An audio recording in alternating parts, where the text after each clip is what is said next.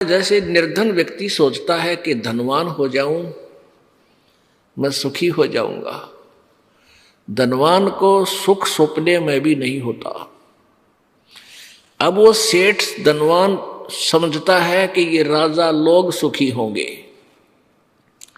ये मंत्री बहुत सुखी है, लेकिन राजाओं को और मंत्रियों को भी स्वप्न में भी सुख नहीं हो सकता। राजा लोग सोचते हैं ये सुख तो कितना ऊपर ही होगा, स्वर्ग में। स्वर्ग का राजा देवराज होता है, देवताओं का राजा इंद्र। इंद्र का इतिहास पढ़कर देखो पुराणों में, एक पल भी सुख का सांस इंद्र को नहीं है। और इंद्र की पदवी समाप्त होने के बाद वो सीधा गधे की योनि में जाता है। इंद्र सोचता है कि ब्रह्मा विष्णु महेश सुखी है, ये यहाँ के मंत्री हैं। और ब्रह्मा विष्णु महेश का इतिहास पढ़ लो, जो सपने में भी सुख उनको हो। आपने श्रीमद देवी भागवत गीता प्रेस गोरखपुर से प्रकाशित यानी देवी पुराण में प्रथम स्कंद में प्रश्न नंबर 28 पर और 29 पर पढ़ा। भगवान विष्णु जी बता रहे हैं ब्रह्मा जी को कि मैं दुर्गा का ध्यान करता हूँ, कठिन घोर तप करता हूँ, और ज्यादा समय फिर मैं क्योंकि तपस्या करके सिद्धि आ जाती है, और फिर उन सिद्धियों से फिर राक्षसों को मारता हूँ, दुष्ट आत्माओं को मारता हूँ, भगवान विष्णु कह रहे हैं।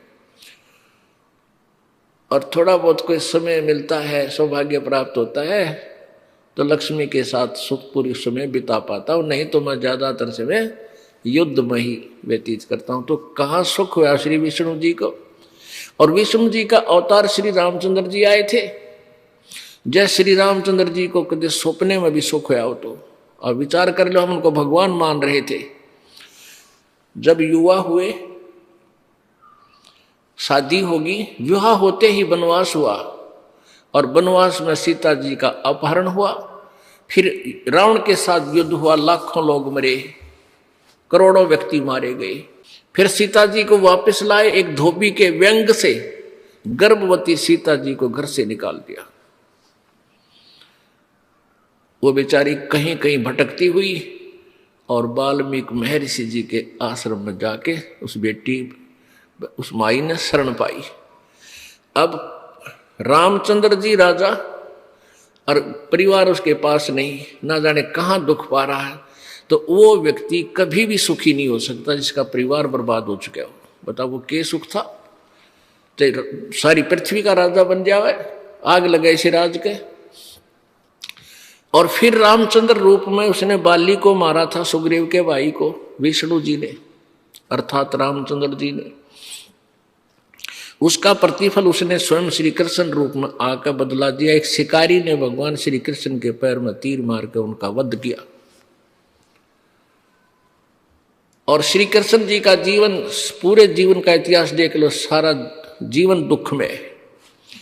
जन्म जेल में, माँ बाप जेल में, मामा शत्रु बन गया, मारने के लिए पीछे पीछे दौड़ रहा है, कभी केसी मारने जा रहा है, कभी पुतना जा रही है, कभी कोई भाग रहा है, कोई कुछ कर रहा है, कभी चाणोर उसके पीछे लगा है, कभी जरासंध और कभी काल्यवन। उनके सताए हुए भगवान श्री कृष्ण जी और द्वारका बनाई, अलग से समुद्र में एक टापू ढूंढ गए। वहां जाकर कुछ दिन वो राहत मिली। उसके बाद दुर्वासा के श्राप से पूरे यादव कुल का विनाश हो गया, और श्री कृष्ण जी के भी कई हजार पुत्र थे, परपोते थे, वो सभी मारे गए। और श्री कृष्ण जी भी अंत में तीर से मारे गए। तो कैसे सुख हुआ।